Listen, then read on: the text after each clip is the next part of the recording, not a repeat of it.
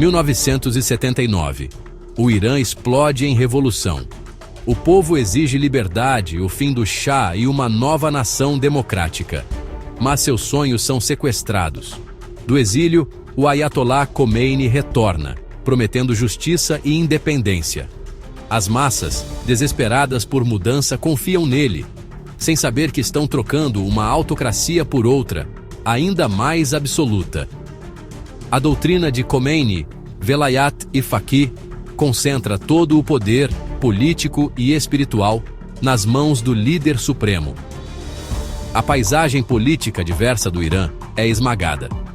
Secularistas, liberais e esquerdistas são rotulados como inimigos de Deus. A promessa de uma república é despedaçada. O Irã se torna uma teocracia, uma ditadura disfarçada de retórica revolucionária. O regime age rápido. O IRGC é formado, não um exército nacional, mas uma milícia particular leal ao líder supremo. O Basij, uma força paramilitar, patrulha a moralidade em cada rua. Séculos de cultura e debate são forçados à clandestinidade, substituídos por uma ideologia rígida e sancionada pelo Estado. O mundo observa, interpretando mal a revolução como anti-imperialista, perdendo seu cerne totalitário. A visão de Khomeini é global, um chamado para a revolução islâmica além das fronteiras do Irã. A tomada da embaixada dos Uruzziwa e a crise dos reféns não é um acidente. É uma declaração de guerra contra o grande Satã. O regime se define pela confrontação, martírio e oposição aos valores ocidentais. A sombra do turbante cai e uma longa e escura noite começa para o povo iraniano. A promessa da revolução é traída. A esperança é substituída pelo medo. As instituições são construídas não para servir ao povo, mas para entrincheirar o governo clerical. A dissidência é esmagada e o sonho de liberdade é enterrado. O Irã, antes vibrante e diverso, é transformado em uma fortaleza de fanatismo. O mundo fica para lidar com as consequências de uma revolução que deu errado. Para os iranianos, o custo é uma geração perdida para a tirania. A primeira prioridade dos ayatollahs, eliminar toda a oposição. Antigos funcionários do regime do Shah enfrentam julgamentos simulados e execuções rápidas. Enforcamentos públicos se tornam uma ferramenta de terror, não de justiça. A purga se expande. Esquerdistas, liberais, minorias étnicas e até antigos aliados revolucionários são alvos. O Meca, antes anti-Shah, se torna o inimigo número 1. Em 1988, a Fatwa de Khomeini leva à execução em massa de milhares de prisioneiros políticos, questionados sobre suas crenças, mortos por desafio. Corpos são jogados em valas comuns. O medo se torna o ar que os iranianos respiram. Isso não é caos. É uma política calculada de Estado para garantir a sobrevivência do regime. O IRGC e o Ministério da Inteligência constroem uma vasta rede de espiões e informantes.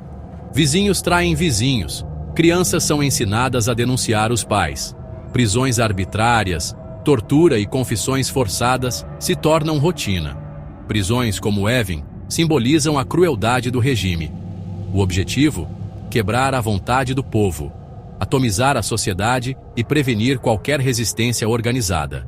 Hoje, o protesto é recebido com força brutal. Jornalistas, advogados e artistas são silenciados. O regime governa pelo medo, não pelo consentimento. O silêncio no Irã não é paz. É o silêncio de um cemitério. A revolução prometeu elevar os pobres, mas apenas substituiu uma elite corrupta por outra. Clérigos e comandantes do IRGC assumem o controle dos vastos recursos do Irã, enriquecendo-se através de fundações e conglomerados opacos. A riqueza do petróleo financia a repressão e aventuras estrangeiras, não escolas ou hospitais. Os boniades e empresas ligadas ao IRGC operam acima da lei, respondendo apenas ao líder supremo. Os iranianos comuns enfrentam inflação, desemprego e pobreza, enquanto a classe dominante vive no luxo. A corrupção não é uma falha, é o sistema. O poder econômico compra a lealdade e pune a dissidência. A promessa de justiça da revolução é enterrada sob a ganância de uma nova aristocracia. A guerra do regime contra as mulheres começou imediatamente. Controle as mulheres, controle a sociedade. O hijab se torna obrigatório, não por fé, mas como um símbolo de submissão. Leis institucionalizam o apartheid de gênero. Casamento precoce, testemunho desigual, profissões restritas. A polícia da moralidade impõe a obediência através de assédio e prisão. No entanto, as mulheres iranianas recusam o silêncio. Elas lideram protestos, arriscando tudo. A revolta de 2022 após a morte de Mahsa Amini acende o grito: mulher, vida, liberdade. O regime responde com violência, mas a desafio das mulheres inspira esperança. A luta delas é pela liberdade de todos. A alma do Irã está em jogo.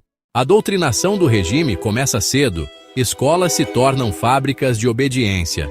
Livros didáticos glorificam a revolução, os mártires e o ódio ao Ocidente.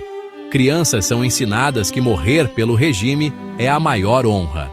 Durante a guerra Irã-Iraque, milhares de crianças são enviadas para o fronte, algumas para limpar campos minados com seus corpos. Hoje, crianças soldados ainda são recrutadas, até enviadas para lutar na Síria. Jovens vulneráveis são atraídos com promessas de dinheiro e status. Essa exploração marca uma geração, alimentando ciclos de violência e cinismo. A sobrevivência do regime depende de envenenar seu próprio futuro. O Irã exporta sua revolução através do terror, não da diplomacia. A Força Quds constrói e arma grupos proxy. Hezbollah no Líbano, milícias no Iraque, Hamas e Jihad Islâmica em Gaza, Houthis no Iêmen. Esses proxies travam guerras, desestabilizam vizinhos e atacam interesses ocidentais. Tudo enquanto dão ao Irã uma negabilidade plausível.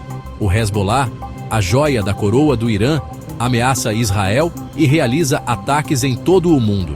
No Iraque e na Síria, milícias apoiadas pelo Irã entrincheiram a influência de Teherã.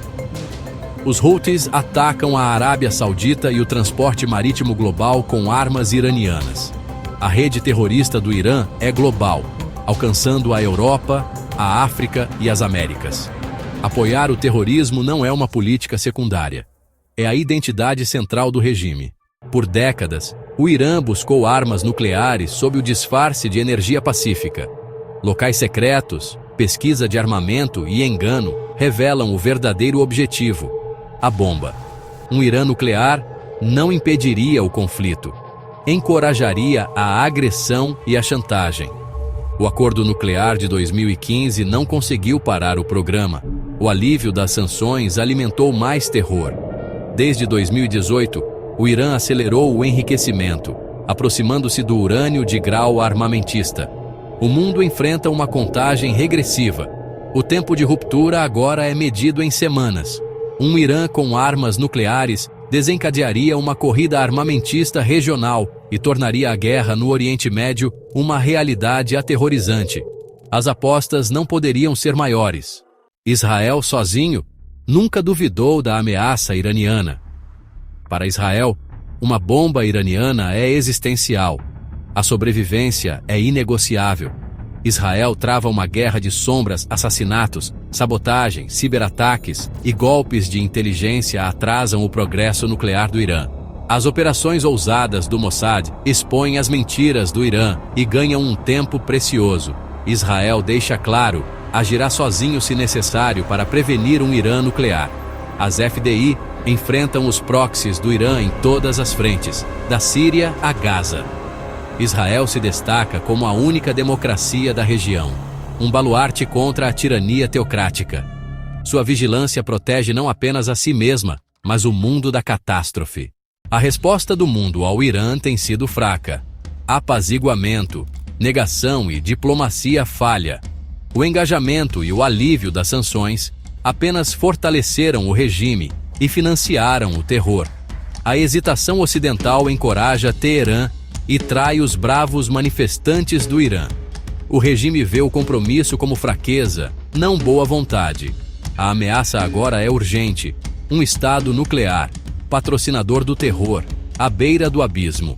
A hora do pensamento positivo acabou.